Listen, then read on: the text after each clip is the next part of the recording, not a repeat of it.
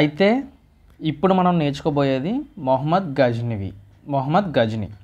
So Mohammed Ghazni గురించి తెలుసుకునే ముందు అసలు ఇతనికి చెందిన మొహమ్మద్ గజ్నవి కోసం తెలుసుకునే ముందు సో ఇక్కడ గజ్నీ ఎంపైర్ అనేది అంటే దీన్ని గజ్నవీడ్ ఎంపైర్ అని అంటారు. సో ఇక్కడ మీరు చూసినట్లయితే గజ్నవీడ్ ఎంపైర్ మన ఇండియాకి ఎంత చేరువలో ఉందో ఇక్కడ మీకు తెలుస్తుంది. సో అయితే వీళ్ళు టర్కిష్ మాట, టర్కిష్కి చెందిన వాళ్ళు గజ్నీ అనే వ్యక్తి. అయితే నేను ఆల్రెడీ మీకు చెప్పాను, ముస్లింలో 2 రకాలు ఉంటారు, అందులో అరబులు అండ్ టర్కిష్లు అని చెప్పేసి. టర్కిష్లు ఎక్కువగా చాలా మూర్ఖంగా ఉంటారు, యుద్ధాలు చేస్తూ ఉంటారు, లూట్ చేస్తూ ఉంటారు అని చెప్పాను. ఇప్పుడు మనం చెప్పుకోబోయే గజ్నీ కూడా ఆ టైప్ వ్యక్తే. అయితే గజ్నీ చెప్పే ముందు ఈ గజ్నవీడ్ ఎంపైర్ ఎలా ఎస్టాబ్లిష్ అయిందో ఒకసారి చూద్దాం, ఓకేనా? సో అయితే ఫస్ట్ ఆఫ్ ఆల్ అలప్తజిన్ అనే ఒక వ్యక్తి ఉండేవాడండి, ఏ పర్సన్ నేమ్డ్ అలప్తజిన్. ఇతను ఒక ఇండిపెండెంట్ ఒట్టోమన్ ఎంపైర్ని సృష్టించాడనమాట. దాని యొక్క క్యాపిటలే Ghazni. Ottoman empire in Ghazni. Ghazni అంటే దాని అర్థం అది ఒక ప్లేస్ మాట, ఓకేనా? అదొక ప్లేస్ అని అర్థం. సో వీళ్ళు సృష్టించిన ఎంపైర్ పేరు గజ్నవీడ్ ఎంపైర్, ఓకేనా? వీళ్ళు సృష్టించిన ఎంపైర్ పేరు ఏంటి? గజ్నవీడ్ ఎంపైర్ మాట. సో గజ్నవీడ్ ఎంపైర్లో గజ్నీ అనే క్యాపిటల్ ఉంది మాట. ఇది ఎప్పుడు అంటే 962 ADలో పెట్టడం జరిగింది, ఓకే? అయితే 962 AD మాట ఇక్కడ మనకి గజ్నీ ఎంపైర్ ఎస్టాబ్లిష్ అయ్యింది.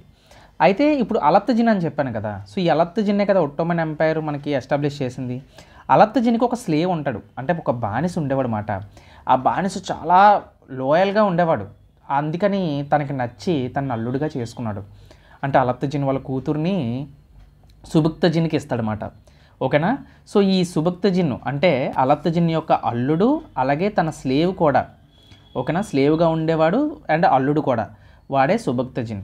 ఈ సుబుక్తజిన్ను 977 ADలో సింహాసనాన్ని తీసుకుంటాడు, అంటే గజ్నవీడ్ ఎంపైర్ని తీసుకుంటాడనమాట వాళ్ళ మామగారి తర్వాత. సో అలప్తజిన్ తర్వాత సుబుక్తజిన్. ఈ సుబుక్తజిన్ చనిపోయిన తర్వాత ఆఫ్టర్ ది డెత్ ఆఫ్ సుబుక్తజిన్ ఎవరు వచ్చారంటే తనకు ఒక కొడుకు పుట్టాడు.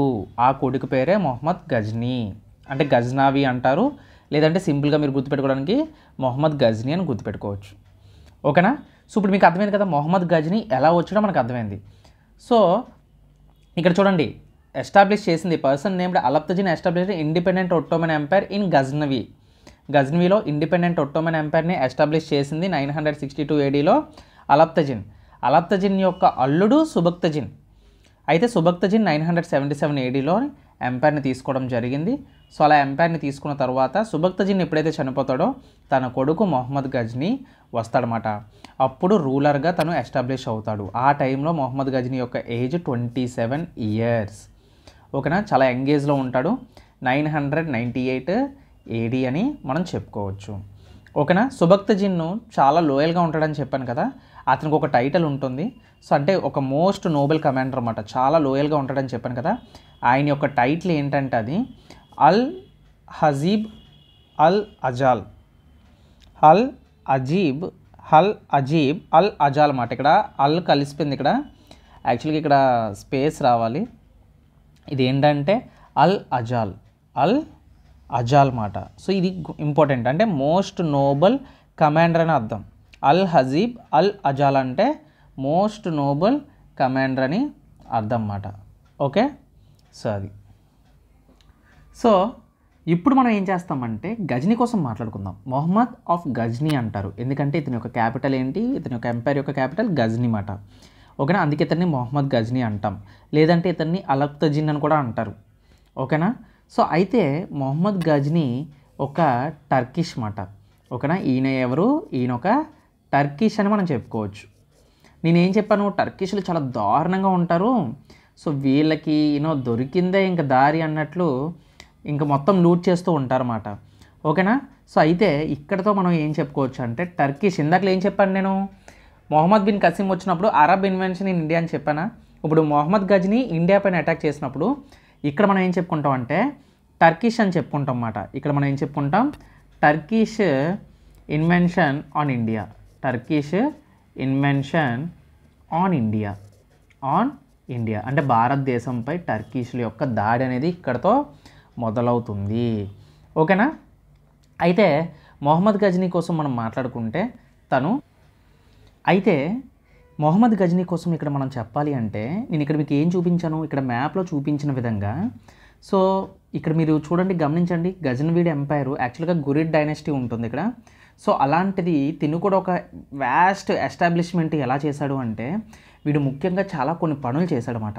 ముఖ్యంగా క్యాలిఫాకి నచ్చే పనులు చేశాడు.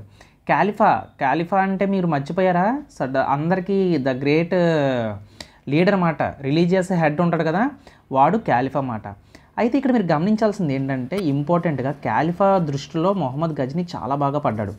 సో ఇలాగా అప్పుడు క్యాలిఫా ఏం చేశాడంటే కొన్ని బిరుదులు ఇచ్చాడన్నమాట మొహమ్మద్ గజనీకి, కొన్ని బిరుదులు ఇచ్చాడు. అవి ఏంటో ఒకసారి చూడండి. దట్ క్యాలిఫా, ఈసారి క్యాలిఫా ఎవరు అంటే క్యాలిఫా ఆఫ్ బగ్దాద్ అంటారు. ఈసారి గజనీ టైంలో మనకి ఏంటంటే 11th సెంచరీలో క్యాలిఫా ఆఫ్ బగ్దాద్ మాట. ఇదేంటి బగ్దాద్. సో గుర్తుపెట్టుకోవాలన్నమాట. సో ఒక్కొక్కసారి ఒక్కొక్క క్యాలిఫా. ఇంతకుముందు నేను ముందు సెంచరీలో చూసుకుంటే, మనం ముందు ఇయర్స్లో చూసుకుంటే క్యాలిఫా కోసం చెప్పాను. ఈసారి ఎవరు, క్యాలిఫా ఆఫ్ బగ్దాద్. ఇలా క్యాలిఫా అనే వర్డ్ కామన్, సో లాస్ట్లో నేమ్ అనేది చేంజ్ అవుతుందన్నమాట. అయితే ఈ క్యాలిఫా ఆఫ్ బగ్దాద్ ఏం చేశాడు, giving title to Ghazni, giving some titles, 2 titles. Okay, 2 titles ఇచ్చాడన్నమాట గజనీకి. 2 టైటిల్స్ ఇచ్చాడు, 2 టైటిల్స్ ఫర్ గజనీ, సింపుల్గా ఇలా రాసేస్తాను. So caliph of Baghdad giving 2 titles for Ghazni మాట. ఏంటి ఆ టైటిల్, ఫస్ట్ టైటిల్ ఏమని ఇచ్చాడంటే యామిన్ ఉద్ దౌలా. సో ఏంటి అసలు ఈ యామిన్ ఉద్ దౌలా అంటే ఏంటి? సో యామిన్ ఉద్ దౌలా అంటే దాని అర్థం యాక్చువల్గా the right hand of umpire అని అర్థం. ఓకేనా, ఇది చాలా పెద్ద బిరుదు మాట. ఇది యాక్చువల్గా క్యాలిఫా ఎవరికి పడితే వారికి కోరు, ఎవరైతే బాగా కృషి చేస్తారో వాళ్ళకే ఇస్తారు మిలిటరీని కానీ. చెప్తాను, అది కూడా చెప్తాను. The right hand of the empire అని అర్థం, the right hand of the empire. Okay, రెండో టైటిల్ వచ్చేసి ఏంటంటే, సో రెండో టైటిల్ వచ్చేసి అమీన్ ఉల్ మిల్లట్. సో ఏంటి ఈ అమీన్ ఉల్ మిల్లట్ అంటే యాక్చువల్గా దీని అర్థం ఏంటంటే గార్డియన్ ఆఫ్ ఫెయిత్ మాట. సో ఇది కూడా ఎందుకు ఇచ్చాడో నేను చెప్తాను ఇప్పుడు. సో దీని అర్థం ఏంటి, Guardian. Okay, Guardian of the faith మాట, ది ఫెయిత్. ఓకేనా, సో అది ఈ 2 టైటిల్స్ ఎవరికి వచ్చాయి, గజనీకి వచ్చాయి. ఈ 2 టైటిల్స్ మొహమ్మద్ గజనీకి వచ్చాయి. సో అయితే ఈ 2 టైటిల్స్ మొహమ్మద్ గజనీకి ఎవరు ఇచ్చారు, క్యాలిఫా ఆఫ్ బగ్దాద్, అంటే క్యాలిఫా ఇచ్చాడు ఈ 2 టైటిల్స్ కూడా. ఎందుకు ఇచ్చాడు ఈ 2 టైటిల్స్? యాక్చువల్గా బగ్దాద్ ఖలీఫా మొహమ్మద్ గజనీకి యామిన్ ఉద్ దౌలా, అంటే తెలుగులో చెప్పాలంటే సామ్రాజ్యం యొక్క కుడి చెయ్యి మాట. అంటే తన యొక్క సామ్రాజ్యానికి కుడి చేయాలంటే వాడు మొహమ్మద్ గజనీ. అలాగే అమీన్ ఉల్ మిల్లత్ అంటే గార్డియన్ ఆఫ్ ది ఫేత్, తెలుగులో మీకు అర్థం అవ్వాలంటే విశ్వాసం యొక్క రక్షకుడు. ఈ 2 బిరుదులను కూడా క్యాలిఫా మొహమ్మద్ గజనీకి ఇస్తాడనమాట. అయితే మొహమ్మద్ గజనీ మీకు చెప్పాను 11వ శతాబ్దంలో మనకి గజనీ, ప్రస్తుతం గజనీవి ఎక్కడుంది, ఈ రాజ్యం ఎక్కడుంది, ఈ రాజ్యం ఎక్కడుంది మనకి ప్రజెంట్ మీరు చూసుకుంటే ఇది మనకి ఆఫ్ఘనిస్తాన్లో ఉంటుంది. ఇది ఎక్కడుంది, ఆఫ్ఘనిస్తాన్లో ఉంటుంది ఈ చోటు. ఓకేనా, అప్పుడులో ఇప్పుడు ప్రజెంట్ మీరు చూసుకుంటే ఆఫ్ఘనిస్తాన్ ఎక్కడైతే ఉందో ఆ చోటులో ఉంటుందన్నమాట. సో ఈ చోటు నుంచి పాలించిన గురుడ్ డైనెస్టీకి చెందిన ఒక టర్కిష్ సుల్తాన్ అన్నమాట. ఈ సుల్తాను నెమ్మదిగా ఎవరికి తెలియదు స్టార్టింగ్లో, అలాంటిది వాడు చాలా కష్టపడ్డాడు. యామిన్ ఉద్ దౌలా అంటే ఈ బిరుదుని మొహమ్మద్ గజనీ యొక్క సైనిక శక్తి అలాగే సామ్రాజ్యాన్ని విస్తరించడంలో కీలక పాత్ర పోషించినందుకు, తన సామ్రాజ్యాన్ని పెంచినందుకు the right hand of the empire అని అతనికి బిరుదు ఇచ్చారన్నమాట. సో ఈ ఇంక్రీజ్డ్ ద మిలిటరీ ఎక్స్పెన్షన్. అలాగే అమీన్ ఉల్ మిల్లత్ అంటే గార్డియన్ ఆఫ్ ది ఫెయిత్ మాట. So guardian of the faith అంటే ఈ బిరుదుని మొహమ్మద్ గజనీ ఇస్లాం మతాన్ని ప్రచారం చేయడంలో కృషి చేసినందుకు ఇచ్చారు. అమీన్ ఉల్ మిల్లత్ అనేది ఎందుకు ఇచ్చారంటే, సో వాడు ఏం చేశాడంటే ఇస్లాం మతాన్ని ప్రచారం చేశాడు. ఇస్లాం మతాన్ని ప్రచారం చేయడంలో కృషి చేసినందుకు ఇది ఇచ్చారన్నమాట. ఓకేనా, చూడండి ఇస్లాం మతాన్ని ప్రచారం చేశాడు. ఓకేనా, ప్రచారం చేశాడు. అయితే ఇక్కడ మీరు గమనించినట్లయితే అందుకు గాను ఇమన్ ఉల్ మిల్లత్ అని పాత్ర పోషించినందుకు, సామ్రాజ్యాన్ని విస్తరించడంలోని, అలాగే మతాన్ని ప్రచారం చేయడంలో కృషి చేసినందుకు, మరియు ఇస్లాం విలువలను కాపాడినందుకు, ఓకేనా. సో ఇస్లాం విలువల్ని కాపాడినందుకు ఇది ఇస్తారన్నమాట. అమీన్ ఉల్ మిల్లత్ అనేది ఎవరికైనా ఇవ్వచ్చు. ఎవరైతే ఇస్లాం కోసం పోరాడుతారో, ఇస్లాంకి గౌరవం ఇస్తారో, ఇస్లాం విలువల్ని కాపాడుతారో వాళ్ళకి అమీన్ ఉల్ మిల్లత్ అని చెప్పి, అంటే the Guardian of the faith అని చెప్పేసి వాళ్ళకి ఈ బగ్దాద్ ఖలీఫా అనే వ్యక్తి ఈ 2 గౌరవప్రదమైన బిరుదుల్ని మొహమ్మద్ గజ్నీకి తను ప్రజెంట్ చేశాడనమాట. ఓకేనా. సో ఈ విధంగా ఖలీఫా నుంచి కూడా మొహమ్మద్ గజ్నీ చాలా పవర్ని పొందాడని ఇక్కడ మనం తెలుసుకోవచ్చు. సో ఎంత పవర్ పెంచుకున్న వ్యక్తి ఇంకేం చేస్తాడు? సో ఇంకా డైరెక్టర్గా ఇండియా పైన టార్గెట్ అనేది చేయడం మొదలుపెట్టాడనమాట. సో ఇక్కడి నుంచి మనం ఇండియా యొక్క అటాక్స్ ఎలా జరిగాయో ఇప్పుడు ఒకసారి చూద్దాం. అయితే మొహమ్మద్ గజ్నీ ఎందుకు ఇండియా వచ్చాడు? అసలు వాడికి ఏం పని లేదా ఏంటి? అసలు వాడి టార్గెట్ ఏంటి అంటే, యాక్చువల్గా మొహమ్మద్ గజ్నీ, నేను షార్ట్కట్లో రాస్తాను ఇక్కడ, మొహమ్మద్ గజ్నీ. సో మొహమ్మద్ గజ్నీ యొక్క మెయిన్ టార్గెట్ ఏంటంటే వీడిది లూట్ అండి. మెయిన్ టార్గెట్ ఏంటి వీడిది? లూట్ మాట. అంటే దొంగతనాలు చేయాలి. దొంగతనాలని కాదు, దోచుకోవడం. ఓకేనా. లూట్ అండ్ ముఖ్యంగా చెప్పాలంటే ఇండియాలో ఉండే టెంపుల్స్. ఎందుకంటే మన రాజులు, ఇండియాలో ఉండే రాజులు వీళ్ళందరూ కూడా దేవుళ్ళకి నగలు, బంగారం, అలాగే స్వరంగాల్లో బంగారాలు దాయడం, ఇలాంటివి ఎన్నో విషయాలు మొహమ్మద్ గజ్నీ తెలుసుకున్నాడు. టెంపుల్స్లో అనేక నగలు చాలా ఉన్నాయని చెప్పి మొహమ్మద్ గజ్నీ తెలుసుకుంటాడనమాట. సో వాడి యొక్క మెయిన్ టార్గెట్ ఇండియా పైన అటాక్ చేయడానికి కారణం ఏంటంటే లూట్ అండ్ టెంపుల్స్ మాట. ముఖ్యంగా ఇదే యాక్చువల్గా మొహమ్మద్ గజ్నీ పరిపాలించడానికి టార్గెట్ చేయడు. ఏదో ఇండియాని ఆక్రమించుకుందాం, ఇండియాని పరిపాలిద్దాం, అసలు వాడికి పరిపాలన మీద ఎటువంటి ఆసక్తి లేదు. వాడికి కావాల్సింది డబ్బు. టెంపుల్స్ని నాశనం చేయాలి, ఇస్లాంని ప్రొడ్యూస్ చేయాలి, ఇస్లాంని ప్రచారం చేయాలి. అందుకే కదా ఖలీఫా ఇస్తాడు వాడికి బిరుదు. ఈ పైన చెప్పాను, అమీన్ ఉల్ మిల్లత్ ఇస్లాం మతాన్ని ప్రచారం చేసినందుకు, ఇస్లాం విలువలను కాపాడుతున్నందుకు కదా.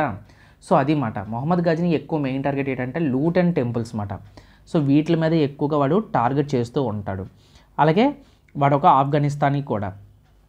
అయితే ఇక్కడ మీరు గమనించినట్లయితే ఆ టైంలో మనకి సుమారుగా మొహమ్మద్ గజ్నీ ఏం చేస్తాడంటే హీ బిలీవ్డ్ ఇన్ జీహాద్. ఏంటి సార్ జీహాద్ అంటే ఏంటి? హీ బిలీవ్డ్ ఇన్, మీరు చాలాసార్లు వినే ఉంటారు, జీహాద్ అని వినే ఉంటారు.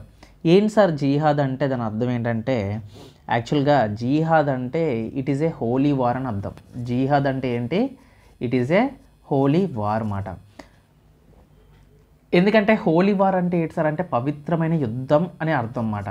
వాడికి వాడు మనుషుల్ని ఎలా పడితే అలా చంపేసి హోలీ వార్ అని చెప్పుకుంటున్నాడు అన్నమాట. హోలీ వార్ అంటే which will lead you heaven, అంటే నిన్ను స్వర్గానికి తీసుకెళ్తుందన్నమాట ఈ యుద్ధం చేస్తే. చూడండి వాడికి వాడు ఎలా అనుకుంటున్నాడు అంటే, నువ్వు యుద్ధం చేస్తే జీహాద్ అంటారు. అందుకే పాకిస్తాన్ వాళ్ళు చూడండి జీహాద్ అంటారు, పిచ్చోళ్ళలాగా బాంబులు వాళ్ళు ఒంటికి చుట్టుకొని వాళ్ళని చంపేసుకుంటారు, జీహాద్ అంటారు. అంటే జీహాద్ అంటే ఏంటి ఇక్కడ? జీహాద్ అంటే దాని అర్థం హోలీ వార్. ఈ యుద్ధంలో నేను చనిపోతే నేను స్వర్గానికి వెళతాను, ఈ ఒక్క మాట వాళ్ళు నమ్ముకొని యుద్ధంలో ప్రాణాలు కూడా ఇచ్చేసుకుంటారు అన్నమాట, కోసేసుకుంటారు, వాళ్ళు కోసేసుకుంటారు అన్నమాట. సో అంత ఇదిగా ఉంటుందన్నమాట. ఓకే. సో అందుకే జీహాద్ అని నమ్ముతాడు మొహమ్మద్ గజ్నీ నుంచి. ఇది మనకి ఎక్కువ స్టార్ట్ అయిందన్నమాట జీహాద్ అనేది. It is a holy war which will lead to heaven. ఈ యుద్ధంలో నువ్వు చచ్చిపోతే స్వర్గానికి వెళతావని వాళ్ళు నమ్ముతారు అన్నమాట. సో అందుకే వాళ్ళ అటాక్స్ అనేవి చాలా దారుణంగా ఉంటాయి. సో అయితే ఇక్కడ మీరు గమనించినట్లయితే మొహమ్మద్ గజ్నీ మినిమం చాలాసార్లు అటాక్ చేసింది ఏంటంటే he attacked most of the northern places అన్నమాట. ఇండియాలో నార్త్లో ఏవైతే ప్లేసెస్ ఉన్నాయో హీ అటాక్డ్ ఇండియా 17 times. ఓకేనా. చాలా చాలా ఇంపార్టెంట్. ఎన్నిసార్లు ఇండియా పైన అటాక్ చేశారంటే హీ అటాక్డ్ ఇండియా 17 times. 17 సార్లు ఇండియా పైన అతను దాడి చేయడం అయితే జరిగింది. దాడి చేసి లూట్ చేసుకోవడం, బంగారం ఇవన్నీ మొత్తం అన్నీ తీసేసుకోవడం అయితే 17 times వీడు ఇండియా పైన అటాక్ చేశాడనమాట. సో ఇది 17 times సార్, ఎగ్జాక్ట్గా 17 times అవుతుందా అంటే మ్యాక్సిమంలో ఇండియా పైన అటాక్ చేసిన 17 times అంటారు. But there is no evidence for all these attacks. ఈ 17 అటాక్లు ఎక్కడెక్కడ జరిగాయంటే ఎవిడెన్స్ అయితే కరెక్ట్గా లేదు ఎక్కడ కూడా. నేను చెక్ చేశాను, ఎక్కడా లేదు. ఓకేనా. సో అయితే ఇక్కడ మీరు గమనించినట్లయితే next he invaded India on, invaded అంటే అటాక్ మాట, ఓకేనా. సో ఇది ఇన్వేడింగ్ ఇండియా ఇన్ 999 AD, ఓకేనా. 999 ADలో అతను ఇండియా పైన అటాక్ చేస్తాడనమాట, ఓకేనా. సో అయితే ఇక్కడ మీరు ఇంపార్టెంట్ బ్యాటిల్ అయితే మొహమ్మద్ గజ్నీ కోసం మనం మాట్లాడుకోవాల్సింది ఏంటంటే, Mohammad Ghazni attacked on Hindu Shahi army మాట, ఓకేనా. Mohammad Ghazni attacked on Hindu Shahi, he attacked ఎవరి మీద అటాక్ చేశాడు? హిందూ సాహి. అప్పుడులో మన భారతదేశంలో హిందువులే మొత్తం అందరూ కూడా, అసలు మనకి ముస్లిం అంటే ఏంటో తెలీదు. అంటే కేరళ టైప్లో వీళ్ళు ట్రేడింగ్ కంపెనీ వాళ్ళు, అరబులు వచ్చేవారు తప్ప మన మెజారిటీ ఏంటంటే మన దాంట్లో హిందువులే ఉండేవారు అన్నమాట. హిందీ ఆర్మీ ఆఫ్, వాడి పేరు ఏంటంటే జైపాల, ఓకేనా. వాడి పేరేంటి? జైపాల, ఓకేనా. జైపాల, ఈయనే జైపాలుడు మాట, ఓకేనా. ఈయన సింపుల్గా చెప్పాలి అంటే ఈయన ఒక రాజపుత్ మాట. ఈయన ఒక రాజపుత్.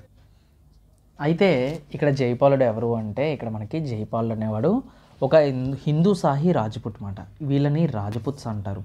నేను రాజపుత్స్ కోసం నేను చెప్తాను. సో చాలా అంటే చాలా బాగుంటుందండి స్టోరీస్. అసలు వీళ్ళెవరు? మన ఇండియా మొత్తం అప్పుడులో రాజపుతులే ఉండేవారు అన్నమాట. వీళ్ళని ఏమనేవారు అంటే హిందూ సాహి రాజపుట్స్ అనేవారు. వీళ్ళని ఏమనేవారు? హిందూ సాహి రాజపుట్స్ అంటారు అన్నమాట. హిందూ సాహి రాజపుట్స్ అంటారు. అయితే ఈయన మనకి కాశ్మీరు, ఇప్పుడు జమ్మూ అండ్ కాశ్మీరు ఇటువైపు మాట, ముల్తాను ఈ చోట్లో అంటే వెస్ట్ ప్రొవిన్సెస్లో ఈయన ఉండేవారు మాట. అయితే ఎక్కువగా మరి వెస్ట్ ప్రొవిన్సెస్కి తాక్కుని ఉండేది ఏంటి? ఆఫ్ఘనిస్తానే కదా. సో ఈ పాకిస్తాన్ ఇప్పుడు ఉన్న చోట్లే కదా. సో ఏంటంటే ఈ వెస్ట్ ప్రొవిన్సెస్లో ఈయన ఉండడం వల్ల ఎక్కువగా అటాక్స్ ఇతని మీద జరిగాయి అన్నమాట. సో ఈవెన్ సుబ్తక్ జింగ్ ఉన్నప్పుడు కూడా అటాక్స్ అనేవి జైపాలుడి మీద జరిగాయి, ఒక 2 అటాక్లు.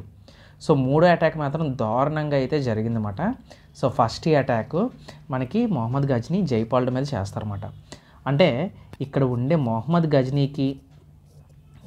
గజ్నీకి అండ్ అలాగే వర్సెస్ ఇంకెవరికి? జైపాలుడికి. వీళ్ళిద్దరి మధ్య బ్యాటిల్ జరుగుతుందన్నమాట. వీళ్ళిద్దరి మధ్య ఒక బ్యాటిల్ జరుగుతుంది, జైపాల, ఓకేనా. వీళ్ళిద్దరి మధ్య జరిగే బ్యాటిలే మనకి బ్యాటిల్ ఆఫ్ పేష్వార్ అంటారు. ఆ బ్యాటిల్ పేరేంటి? Battle of Peshawar. ఒక పెద్ద యుద్ధం జరుగుతుంది, బ్యాటిల్ ఆఫ్ పేష్వార్ అన్నమాట.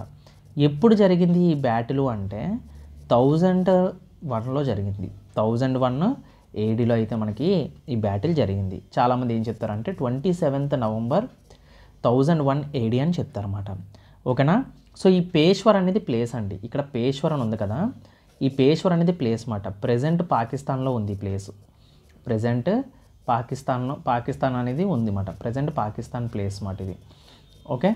అయితే దీన్ని వీళ్ళిద్దరి మధ్య జరిగింది కదా. మీరు చెప్పండి ఎవరు గెలుస్తారు? ఇప్పుడు ఫర్ ఎగ్జాంపుల్ మొహమ్మద్ గజ్నీకిని తర్వాత ఇంకెవరికి జరిగింది యుద్ధం? జైపాలుడికి జరిగింది. ఎవరు గెలుస్తారు ఇందులో? మొహమ్మద్ గజ్నీ గెలుస్తాడు. ఎందుకంటే చెప్పాను కదా, భారీ సైన్యం, ఓకేనా. జైపాలుడు రాజపుత్ అయినా తనకంటే ఒక లిమిట్స్ అంటూ ఉంటుంది సైన్యంలో. అయితే ఈ జైపాలుడు ఏమవుతుందంటే తిను ఓడిపోతాడు అన్నమాట, ఓకేనా. లాస్ అయిపోతాడు, ఓకే.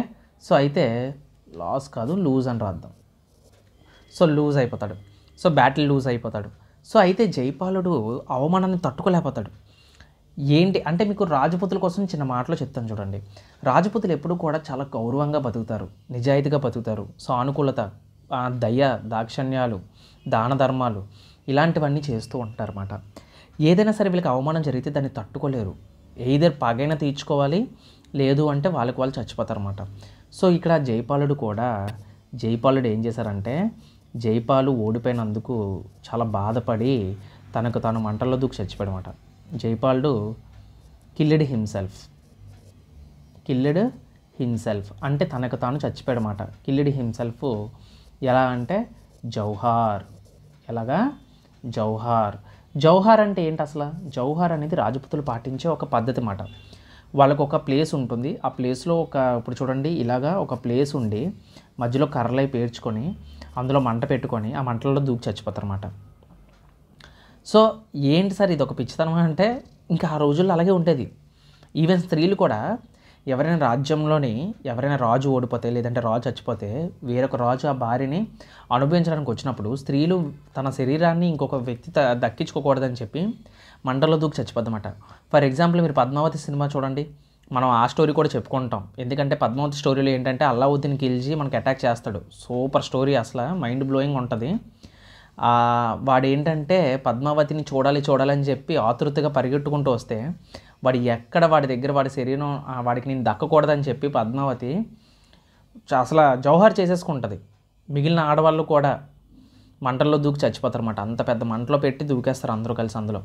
సో ఆ టైప్ ఆఫ్ మెంటాలిటీ మాట ఇండియాలో మనకు అప్పుడు జౌహార్. అందుకే దీన్ని ఏమంటారంటే జౌహార్ అంటారు, జౌహార్.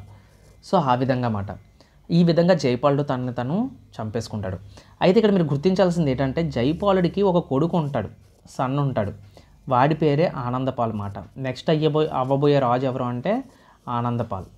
సో మళ్ళీ ఈ ఆనందపాలుడికి తర్వాత మొహమ్మద్ గజనీకి, ఇప్పుడు నేను చెప్పాను ఫస్ట్ అటాక్ అని చెప్పాను కదా, ఇదేంటి ఫస్ట్ అటాక్ జరిగింది మొహమ్మద్ గజనీ. తర్వాత ఆనందపాలుడితో కూడా మనకు ఒక అటాక్ జరుగుతుందన్నమాట. అయితే నెక్స్ట్ ఇంపార్టెంట్ బ్యాటిల్ వచ్చేసి ఏంటంటే మొహమ్మద్ గజనీ చేసిన బ్యాటిల్ ఏంటంటే ద బ్యాటిల్ ఆఫ్, ఇక్కడ ఇవన్నీ కూడా బ్యాటిల్సేనండి, మీరు గుర్తుపెట్టుకోవాలి. సో ఏంటంటే the battle of Indus river, battle of Indus river మాట. బ్యాటిల్ ఆఫ్ ఇండస్ రివర్ ఎప్పుడు జరిగింది ఈ బ్యాటిల్ అంటే 1006లో జరిగింది. 1001లో మనకి బ్యాటిల్ ఆఫ్ పేష్వర్ జరిగింది. 1006లో బ్యాటిల్ ఆఫ్ ఇండస్ రివర్ జరిగింది. ఎవరికి జరిగింది ఇండస్ రివరు? మరి తండ్రిని చంపేశారు కదా, మరి పగ తీర్చుకోవాలి కదా. నేను చెప్పాను రాజపుతుల యొక్క మైండ్ సెట్ అది. మొహమ్మద్ గజనీకి వర్సెస్ ఇంకెవరికి జరిగింది? ఆనందపాల్కి జరిగింది మాట. ఎవరికి? మొహమ్మద్ గజనీకి ఆనందపాలుడికి జరిగింది. మరి ఇందులో ఎవరు గెలిచారు? మొహమ్మద్ గజనీ గెలిచాడు మళ్ళీ, ఓకేనా, వీడే గెలిచాడు. మనోడు ఓడిపోయాడు మాట, ఓకేనా, లాస్ అయిపోయాడు. సో చాలా బాధాకరం అని చెప్పుకోవచ్చు. అయితే అయినా సరే పట్టు వెళ్ళలేదు. ఎందుకంటే ఏదైనా సరే రాజపుతులు ఓటమిని ఒప్పుకోరు. ఫస్ట్ ఆఫ్ ఆల్ పోతే పోయాం, చచ్చిపోతే చచ్చిపోయాం అంతే. కానీ బ్యాటిల్లో అయితే వీళ్ళు ఉంటారన్నమాట.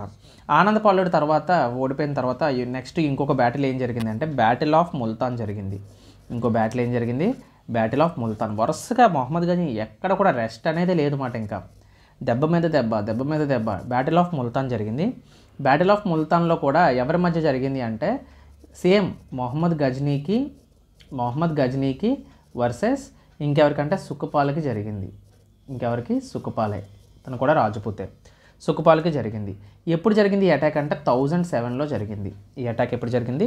1007లో జరిగింది. ఈ అటాక్లో కూడా మనకి ఎవరు గెలిచారంటే మొహమ్మద్ గజనీయే గెలుస్తాడు, ఓకేనా, మొహమ్మద్ గజనీయే గెలుస్తాడు. వీడు లూజ్ అయిపోతాడు అన్నమాట, ఓకేనా. సో అది మాట. సో ఈ విధంగా మనకి ఈ 2 బ్యాటిల్స్ అనేవి జరిగాయన్నమాట. సో అవమానాన్ని తట్టుకోలేక ఆనందపాలు మళ్ళీ కూడా తన ఆర్మీని ఇంకా బాగా మోటివేట్ చేసుకొని మొహమ్మద్ గజనీని ఎలాగైనా ఓడించాలని చెప్పి మరొక చోట్లో బ్యాటిల్ జరుగుతుందన్నమాట. ఆ బ్యాటిల్ పేరే ఏంటంటే బ్యాటిల్ ఆఫ్ కచ్ అంటారు, ఓకేనా. లేదు అంటే కొన్నిసార్లు మీరు పదం ఏమని చూస్తారంటే చక్ అన్న అంటారు, ఇలాగ CHAS అని ఉంటుంది, ఓకేనా. ఏదైనా పర్వాలేదు, బ్యాటిల్ ఆఫ్ కచ్ అని గుర్తుపెట్టుకోండి. సో అయితే నేను చెప్పాను కదా, మరి తండ్రి జైపాలుడు ఇదైపోయాడు, తర్వాత మిగిలిన ఆనందపాలుడే కదా, వేరే దారి లేదు. సో అప్పుడు ఈ బ్యాటిల్ ఎవరి మధ్య జరుగుతుంది? మొహమ్మద్ గజనీకి వర్సెస్ మళ్ళీ ఎవరు?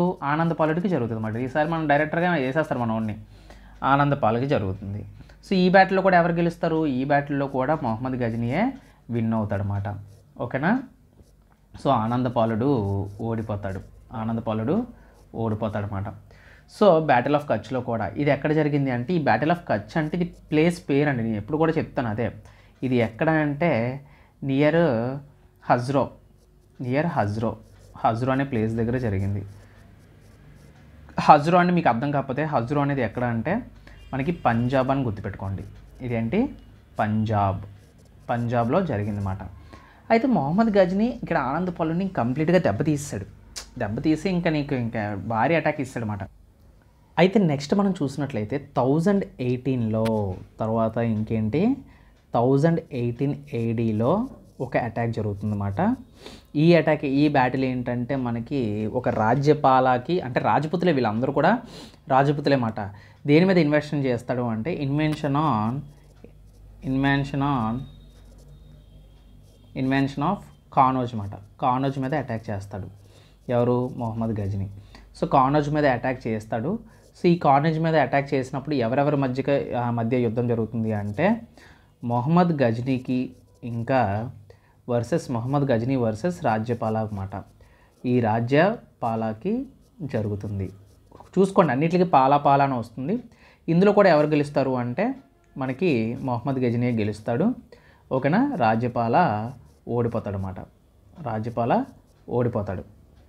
ఓకేనా? నేను ఇలాగ ఎందుకు రాస్తున్నానంటే మనకి సింపుల్గా గుర్తుంటుంది అన్నమాట. నోట్స్ ఒకసారి మనం చదువుకున్నప్పుడు ఎవరు గెలిచారు, ఎవరు ఓడిపోయారు. ఓకేనా? అలా సింపుల్గా రాసుకోవాలి. ఈ రాజ్యపాల ఎవరు?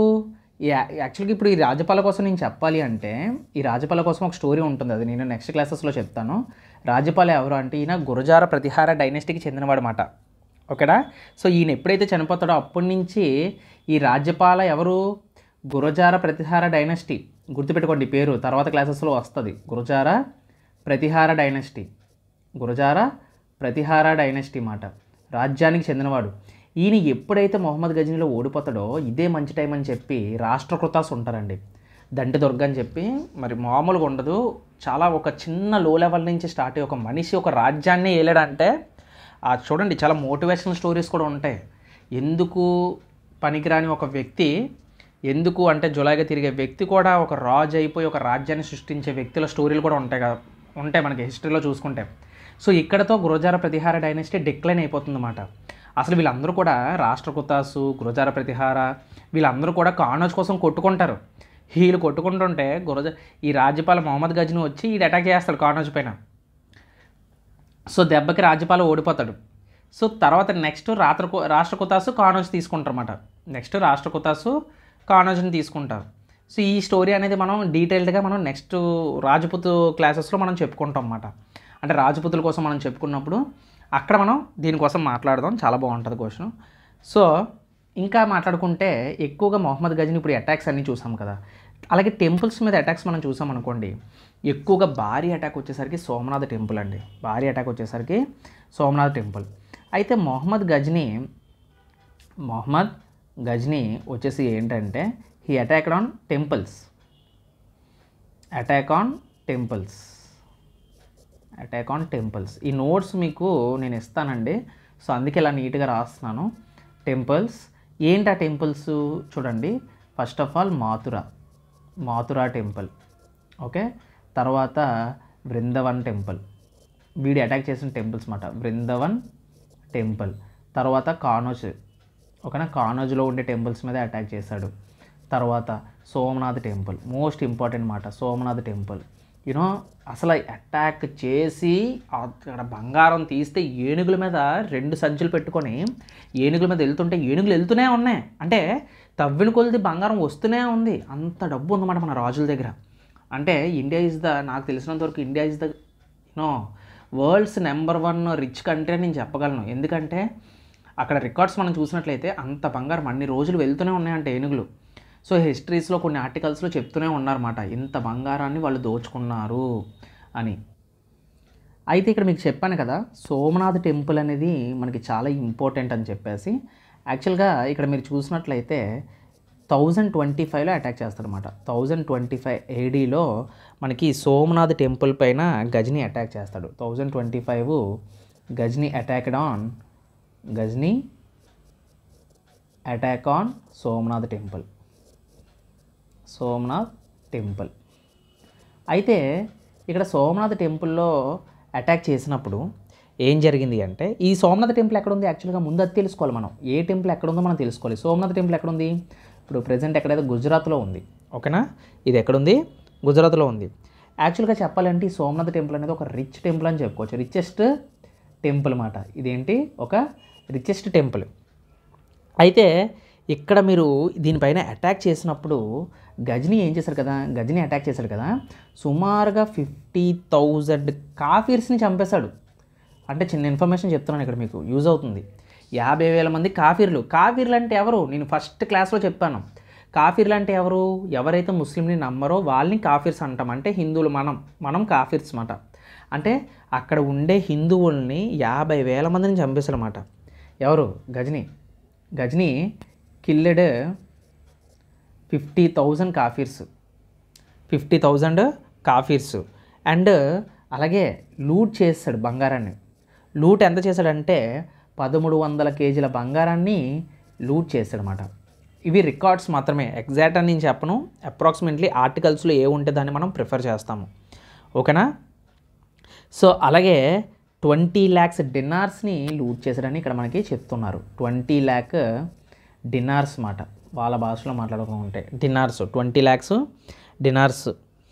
Okay, so millions of dinars. 20 lakhs millions of dinars. So ఇవన్నీ కూడా లూట్ చేశాడనమాట. So looted. ఓకేనా? చూడండి, 1,300 కేజీల బంగారం. 1,300 కేజీల బంగారం ఎక్కడదండి? సో ఆ రోజుల్లోని రాజులు, నిజం చెప్పాలి, అక్కడ మనకి ఎంత రిచ్నెస్ అంటే మనది richest temple in Somnath temple. ఇది తెలుసుకున్న వ్యక్తి, ఈవెన్ అక్కడ కొన్ని సింహాల బొమ్మలు ఉంటాయి. మీరు సోమనాథ్ టెంపుల్ ఇప్పటికైనా మీరు గూగుల్లో సెర్చ్ చేసుకోండి, సోమనాథ్ టెంపుల్. ఇక్కడ చూసినట్లయితే మనకి 1025 ADలోని మొహమ్మద్ గజ్నీ సోమనాథ్ టెంపుల్ పైన అటాక్ చేశారని చెప్పాను కదా. సో ఆ టైంలో గుజరాత్లోని మనకి చూడండి విగ్రహాలని ధ్వంసం చేసి ఆ విగ్రహాల లోపల కూడా ఈవెన్ సింహాల బొమ్మలు కానీ బొమ్మల లోపల కూడా బంగారం ఉందేమో అని చెప్పేసి చెక్ చేసిన వ్యక్తి మొహమ్మద్ గజ్నీ. ఏ ఒక్క చోటుని వదలలేదన్నమాట. మొత్తం టెంపుల్ పైన అటాక్ చేయడం అయితే జరిగిందన్నమాట. ఓకేనా? సో అది ఆ టైంలో మనకి అలాగే 1025 అలా వరుసగా దాని మీద అటాకులు చేస్తూనే ఉన్నాడు. ఓకేనా? సో అలాగే 1026లో కూడా, ఈవెన్ 1026 ADలో కూడా అటాక్ అయితే చేయడం జరిగింది. 1026 ADలో ఏం జరిగిందంటే అగైన్ అటాక్ జరిగిందన్నమాట. దీని మీద సోమనాథ్ టెంపుల్ మీద again attack on Somnath temple. Again attack on 1026 మనకి ఏంటి, ఈసారి చాళుక్య డైనెస్టీ మాట. సో ఈసారి ఎవరి మీద అటాక్ చేశారంటే భీమా 1. ఆ టైంలో గుజరాత్ ఆ దరిదాపుల్లో మనకి ఏంటంటే చాళుక్య డైనెస్టీ యొక్క కింగ్ ఎవరు అంటే చాళుక్య డైనెస్టీ. ఏ డైనెస్టీ? చాళుక్య డైనెస్టీ మాట. చాళుక్య డైనెస్టీ మీకు ఒక మ్యాప్ చూపిస్తాను. సో దాన్ని బట్టి డైనెస్టీలు ఎక్కడ ఉన్నాయి, ఏ డైనెస్టీకి ఏ రాజు అనేది మనం ఈజీగా గుర్తుపెట్టుకోవచ్చు. చాళుక్య డైనెస్టీ. ఈ చాళుక్య డైనెస్టీ యొక్క రాజు ఎవరు అంటే భీమా 1 మాట. ఎవరు? భీమా 1. మీకు ఆల్రెడీ స్టార్టింగ్లో ఒక మ్యాప్ చూపించాను, గుర్తుందా? సో స్టార్టింగ్ లెసన్ స్టార్ట్ చేసినప్పుడు నేను ఒక మ్యాప్ని చూపించాను. చూడండి ఇక్కడ మ్యాప్. సో ఇక్కడ మ్యాప్ని మీరు చూసినట్లయితే, సో మొహమ్మద్ గజ్నీ అటాక్స్ చేసినప్పుడు చూడండి, ఇక్కడ గుజరాత్లోని సోమనాథ్ టెంపుల్, ఇక్కడ చూడండి కానోజ్, ఇక్కడ చూడండి మాథురా. చూసారు ఇక్కడ సోమనాథ్ టెంపుల్ ఉంది, ఇక్కడ చూడండి కానోజు. దీన్ని బట్టి ప్లేసెస్ మీరు ఈజీగా గుర్తుపెట్టుకోవచ్చు అన్నమాట. ఓకేనా? మాథురా. ఓకేనా? సో ఇప్పుడు చాళుక్య డైనెస్టీ అంటే మనకి ఈ కిందకు వస్తుంది, అది కూడా నేను చూపిస్తాను. ఆ పేర్లు రాసా కూడా చూద్దాం అన్నమాట. అయితే ఇక్కడ ఎవరి మీద అటాక్ చేశాడు? భీమా 1 మాట. ఈ భీమా 1 దేనికి చెందినవాడు? చాళుక్య డైనెస్టీకి చెందినవాడు అన్నమాట. ఎక్కడ? ఇది గుజరాత్. చాళుక్య డైనెస్టీ ఎక్కడ ఉంది? ఇది గుజరాత్ మాట. ఓకేనా? భీమా 1 ఎక్కడ? గుజరాత్ యొక్క కింగ్ మాట అప్పుడులో. అలాగే అండ్ ఆల్సో ఎవరి మీద అటాక్ చేశారంటే అటాక్ ఆన్ జాట్స్. సార్ ఎవరు సార్ ఈ జాట్స్ అంటే? వీళ్ళు ఒక వ్యవసాయం చేసుకొని బ్రతికే ఒక పీపుల్ మాట, ఒక జాతి మాట. జాట్స్ అంటే ఒక గ్రూప్ ఆఫ్ పీపుల్. వీళ్ళ మీద కూడా గజ్నీ అటాక్ చేశాడనమాట. వీళ్ళ మీద కూడా గజ్నీ ఏం చేశాడు? అటాక్ చేశాడనమాట. సో ఈ విధంగా ఇన్ని అటాకులు చేశాడు. కానీ ఎంత సంపాదించినా సరే దాన్ని ఏదో అంటారు కదా, చేసుకున్న పాపం ఎక్కడికి పోదని చెప్పి. అయితే ఫైనల్గా మొహమ్మద్ గజ్నీ ఆన్ 30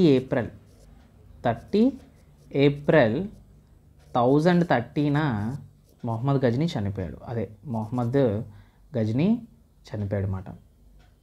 ఓకేనా?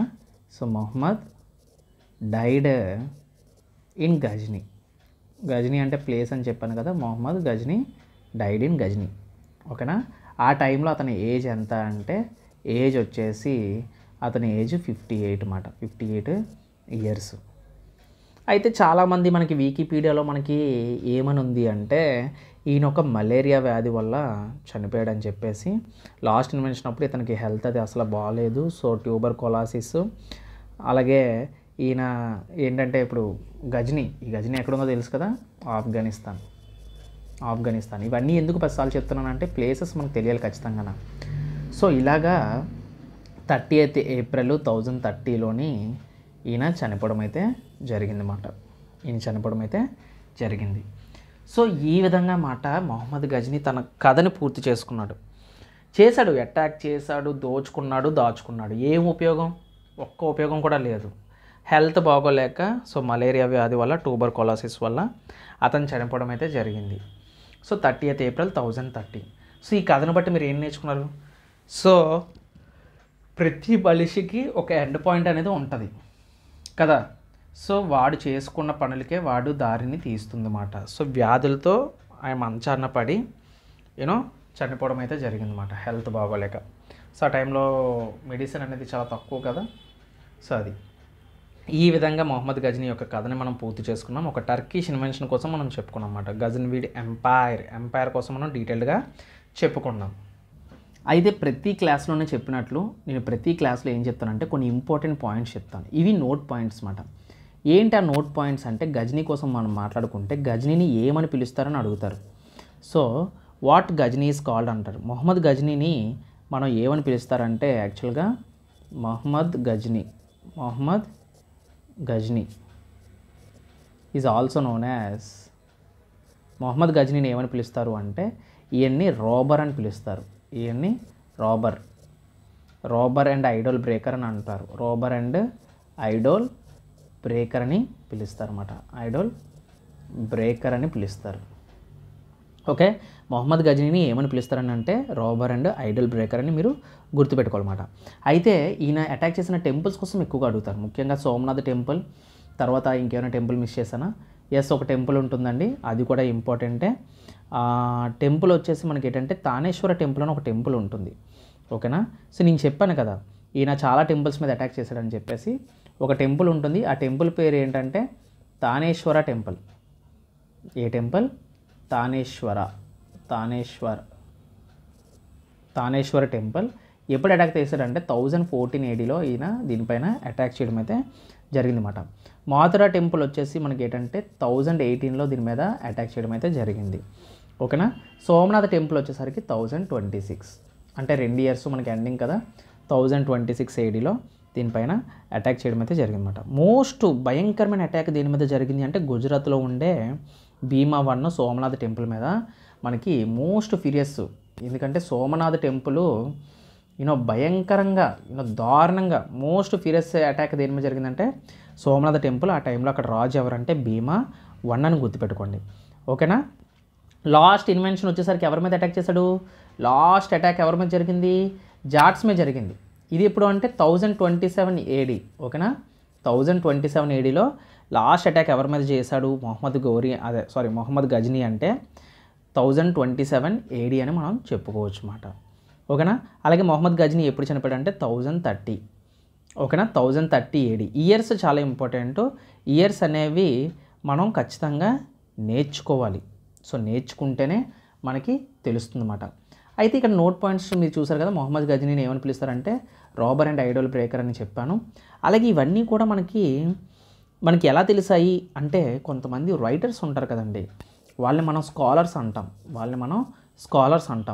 స్కాలర్స్ లైక్ ఎలాంటి వాళ్ళు అంటే మనం చెప్పాలి అంటే ఇక్కడ పాయింట్స్ మీరు చూసినట్లయితే ద స్కాలర్స్ లైక్ మనకి ఇక్కడ స్కాలర్స్ ఎవరు అంటే ఇక్కడ మనకి అల్బురిన్ మాట చాలా ఇంపార్టెంట్ అండి.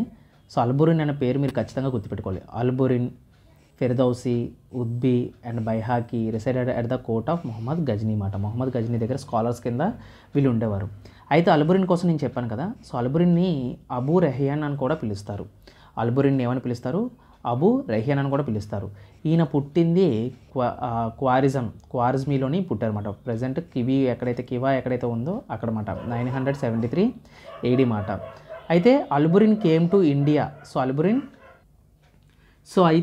అల్బురిన్ came to India at the time of Mohammad Ghazni's invention. ఆ టైంలో మనకి ఈయన ఇండియా రావడం అయితే జరిగిందన్నమాట.